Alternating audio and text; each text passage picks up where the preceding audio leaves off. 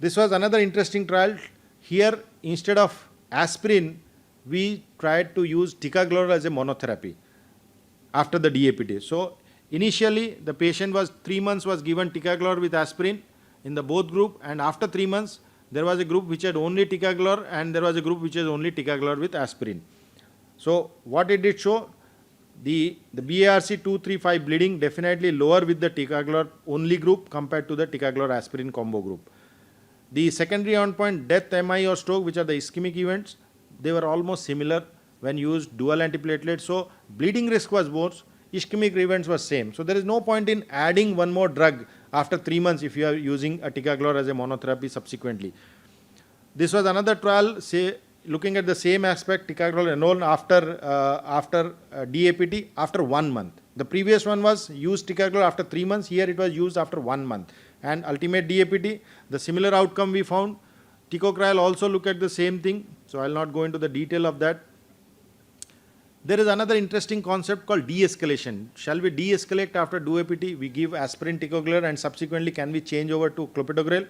That also was studied. The host, this is the exam trial, and this also said that if you change over to it, I will not go into the detail of that. There is another interesting concept called de-escalation. Shall we de-escalate after from DAPT? where this is coming? So this trial clearly showed that if you de-escalate also, the bleeding risks are coming down compared to a similar, you can see here on the right side, any bleeding was less in the clopidogrel compared to the dual group when you have combined with ticagrelor here. The TALOS trial here, ticagrelor versus clopidogrel in stabilized AMI patient, and you can see here, AMI patient, it is a ACS patient, generally we recommend at least 6 months or 12 months of DAPT. So first 30 days aspirin, ticagrelor, after that we continued on aspirin and clopidogrel, and then there was another group where we continued aspirin plus ticagrelor. So that means we have de-escalated after 1 month from ticagrelor to clopidogrel. What was the outcome? The moment you de-escalate, the bleeding risk definitely has come down.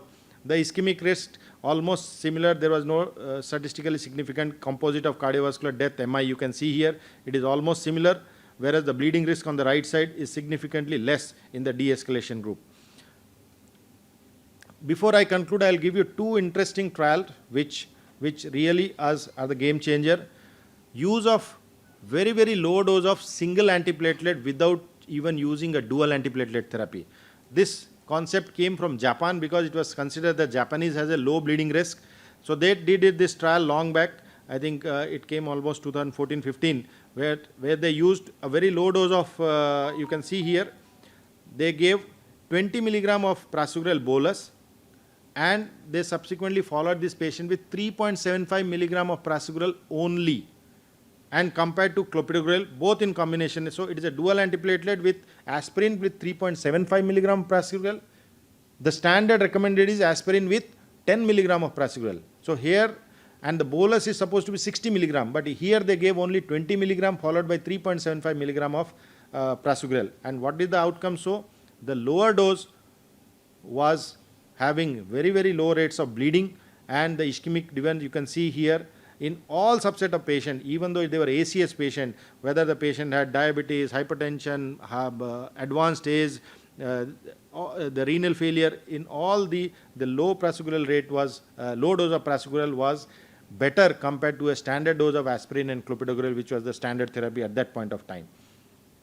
And this is the last one, Prasugrel monotherapy after PCI with synergy stent in patient with chronic stable angina or stabilized ACS without using aspirin. This is acetyl salicylic acid elimination trial. That's why the name is ASET. Here they are not giving any aspirin to this subset of patient. And what was the protocol here? Give 60 milligram of Prasugrel immediately after PCI, and then no need to give any aspirin in this subset of patient. And then check what is the status of the patient after that. And if the patient develops 3 stent thrombosis within the 3 months, the trial was supposed to be terminated. We have still not got the details of this data. Once we get it, maybe we can eliminate. So we started with single antiplatelet, went up to dual antiplatelet, went up to 12 months or more, then came down to 3 months, then 1 month, and now we are again coming back to single antiplatelet therapy. So this antiplatelet is completely taking a full circle here, depending on the improvement in our antiplatelet therapy. So friends, in conclusion, HBR is a major challenge. Identifying is very important. HBR is a major factor in poor outcome of PCI. Most of the new generation drugs can be used with very low dose of, very low duration of DAPT. In selected patient, DCB is also a good option. If needed, we can opt for monotherapy also, and de-escalation is also a very good strategy in hybrid patient. Thank you very much.